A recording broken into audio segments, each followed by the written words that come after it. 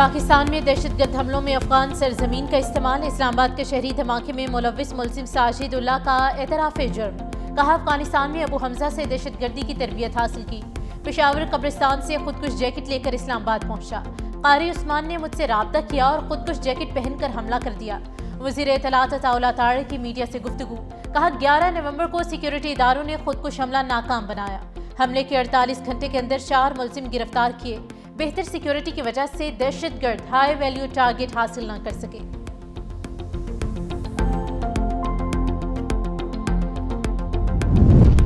خیبر پختونخوا میں security forces کی امن دشمنوں کے خلاف بڑی کارروائی، بھارتی حمایت یافتہ فتنہ خوارش کے 22 دہشت گرد ہلاک، آپریشن گزشتہ روز بھارتی حمایت یافتہ خوارش کی موجودگی کی اطلاعات پر کیا گیا۔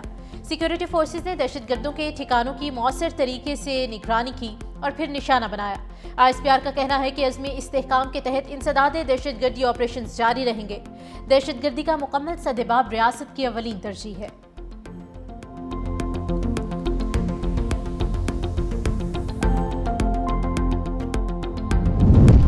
پاکستان اور ایران تعلقات میں نئے باب کا آغاز، ایرانی مشیر برائے قومی سلامتی علی لیراجانی کی ایرانی سفیر کے ہمراہ دفتر خارجہ آمد، نائب وزیر اعظم وزیر خارجہ اسحاق ڈار نے مہمانوں کا استقبال کیا، دونوں رہنماؤں کے درمیان ملاقات ہوئی، خطے کی صورتحال پر تبادلہ خیال کیا گیا، دونوں رہنماؤں کا دو طرفہ تعلقات مضبوط کرنے اور علاقائی تعاون بڑھانے پر اتفاق ہوا، صدر آصف علی زرداری اور وزیر اعظم شہباز شریف سے بھی ملاقاتیں ہوں گی۔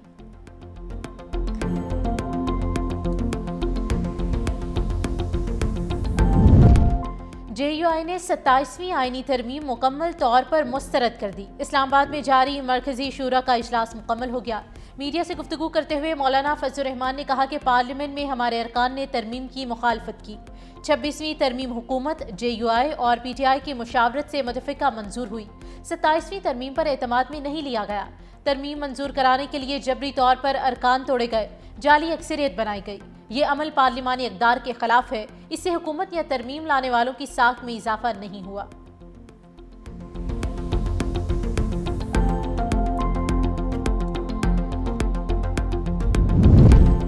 وزیر اعظم شہباز شریف کل سے 29 نومبر تک بحرین اور برطانیہ کا دورہ کریں گے، وزیر اعظم کو بحرین کے بادشاہ حمد بن عیسیٰ الخلیفہ نے دعوت دی، 2 روز قیام کریں گے، بادشاہ وزیر اعظم اور ان کے وفد کے اعزاز میں عشائیے کا اہتمام کریں گے۔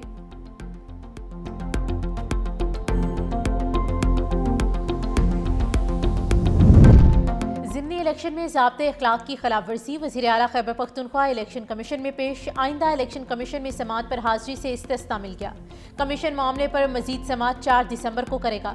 سہیل آفریدی نے میڈیا سے گفتگو میں کہا کہ الیکشن کمیشن سمیت تمام ادارے قابل احترام ہیں، عوام کو نقصان دینے والی پالیسیز پر تنقید کرتے رہیں گے، ہماری اننگ جارحانہ نہیں، آئینی اور قانونی ہوگی، وفاق ہمارے واجب الادا فنڈز فراہم کرے۔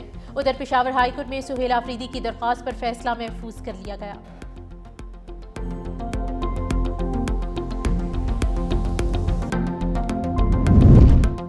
پنجاب میں ضمنی الیکشن منفرد رہے، یہ گالم گلوچ اور فتنے کے مقابلے میں عوامی خدمت کا انتخاب تھا۔ ضمنی الیکشن میں عوام نے نفرت، تقسیم اور انتشار کی سیاست کو مسترد کیا۔ صوبائی وزیر اطلاعات عظمہ بخاری کی پریس کانفرنس، کہا مسلم لیگ نون کو کارکردگی کی بنیاد پر ووٹ دیا، وزیر اعلیٰ مریم نواز کے دور میں 90 سے زائد منصوبوں پر کام جاری ہے، 70,000 گھر زیر تعمیر جبکہ 35,000 گھروں میں لوگ آباد ہو چکے ہیں۔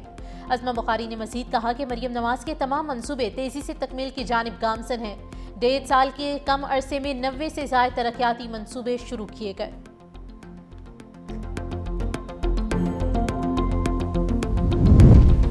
سندھ کے سینئر وزیر شرجیل انعام میمن نے کہا ہے کہ ملک بھر میں بلدیاتی اداروں کو سب سے زیادہ بااختیار پیپلز پارٹی نے بنایا ہے۔ MQM کے رہنما حیدر عباس رضوی کے بیان پر سینئر وزیر سندھ شرجیل انعام میمن کا رد عمل، کہا بلدیاتی نظام کے لیے پنجاب کی مثال دی جا رہی ہے، جہاں ابھی تک بلدیاتی انتخابات ہی نہیں ہوئے۔ اگر MQM والے زیادہ شور مچاتے ہیں تو ہم لاہور کا مقامی حکومتوں کا نظام کراچی میں لانے کو تیار ہیں۔ کراچی سندھ کا دل ہے اور ہماری اولین ترجیحات میں شامل ہے۔ شرجیل انعام میمن نے کہا کہ مجموعی طور پر اربوں روپے کا سرمایہ شہری انفراسٹرکچر اور بنیادی سہولیات میں لگایا جا رہا ہے۔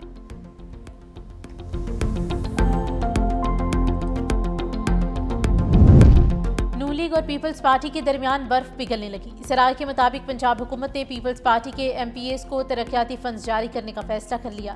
پنجاب حکومت نے پیپلز پارٹی کو اداروں میں نمائندگی دینے کی ایک انتہا کرا دی۔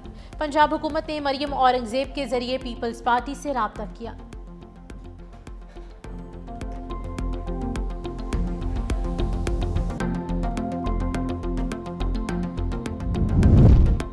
گلگت بلتستان کے نگراں وزیر اعلیٰ جسٹس ریٹائرڈ یار محمد کی تقریب حلف برداری کل صبح 11 بجے گورنر سیکریٹریٹ میں ہوگی۔ گورنر سید مہدی شاہ نو منتخب نگراں وزیر اعلیٰ سے حلف لیں گے۔ وفاقی وزیر امور کشمیر و گلگت بلتستان امیر مقام گلگت پہنچ گئے۔ وفاقی وزیر planning and development Ahsan Iqbal بھی کل گلگت پہنچیں گے۔ وزیر اعلیٰ سندھ سید مراد علی شاہ سے یورپی یونین مانیٹرنگ مشن کی ملاقات۔ انسانی حقوق، اقلیتوں کا تحفظ، ٹرانسجنڈر رائٹس، مزدوروں کے حقوق، بچوں کے تحفظ اور موسمیاتی تبدیلی کے معاملات پر گفتگو کی گئی۔ ملاقات میں سندھ ٹریٹی امپلیمنٹیشن سیل نے 27 بین الاقوامی کنونشنز پر عمل درآمد سے متعلق رپورٹ پیش کی۔ موسمیاتی تبدیلی کے محاذ پر سندھ حکومت کے اقدامات کو بھی پیش کیا گیا۔ وزیر اعلیٰ سندھ نے یورپی یونین مانیٹرنگ مشن کا کراچی آمد پر خیر مقدم کیا۔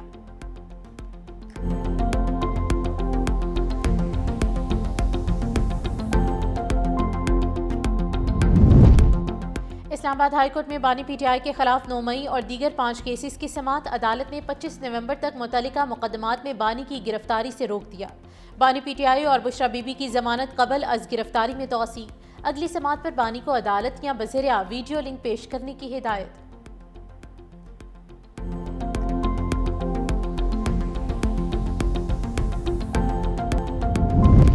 برطانیہ میں سیاسی پناہ کے لیے جمع کرائی گئی 40,000 درخواستوں میں پاکستانی سر فہرست۔ 2024 میں سیاسی پناہ لینے کے لیے جمع کرائی گئی 40,000 درخواستوں میں سے 11,000 سے زائد درخواستیں پاکستانیوں کی تھیں۔ یہ تعداد 2022 کے بعد 5 گنا زیادہ ہے۔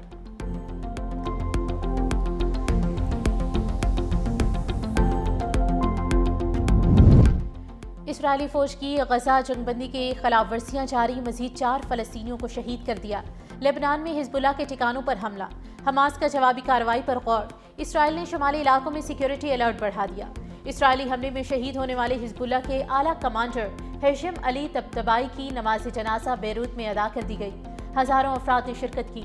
گزشتہ روز بیروت کی رہائشی عمارت پر اسرائیلی حملے میں 5 افراد شہید، 28 افراد زخمی ہوئے تھے۔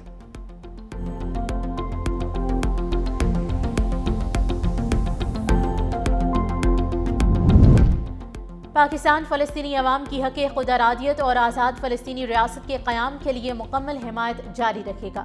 اقوام متحدہ میں پاکستان کے مستقل مندوب عاصم افتخار کا 2 ٹوک اعلان۔ کہا غزہ میں اسرائیل کی جنگ بندی کی خلاف ورزیاں جاری ہیں۔ جنگ بندی کے اعلان کے بعد سے 300 سے زائد فلسطینی شہید کیے جا چکے ہیں۔ غزہ میں اب بھی گھر تباہ کیے جا رہے ہیں اور لوگ خوف میں جی رہے ہیں۔ پاکستانی مندوب نے اقوام متحدہ میں فلسطینی عوام کے لیے فوری اقدامات کا مطالبہ کیا ہے۔